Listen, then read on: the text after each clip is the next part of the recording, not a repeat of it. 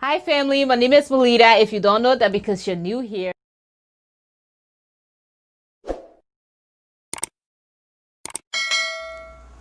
If you're new, welcome, and if you're old, welcome back. So in this video, I will be showing you the takedown process of both the needle and yarn flat twist and needle and yarn cornrows because I've been getting questions on that a lot. Now, as you've seen over there, I cut the stitching to where I tie it and then using my rat tail comb to pull the yarn out, and that's all there is to it. I actually had the video for the needle and yarn flat twist takedown, but something happened and I lost the footage. But I will also be showing you how I take down the flat twist because I did one in the middle there just to show you guys that. And that's the cornrows. Listen, it's easy to take down if you have taken down weave in before. That's exactly what it is. And I feel like the takedown process for me was easy because I kept the hair moist at all time. And you will see throughout this video all my hair was not matted at all. When we got done, the hair was like stretched out. That's how I do my stretch hair anyways. I use African threading, so it was ready for the next style, but we had to do wash day, of course. And if you haven't seen my needle and yarn flat twist or needle and yarn cornrows, please be sure to check them out. I will leave their links down below.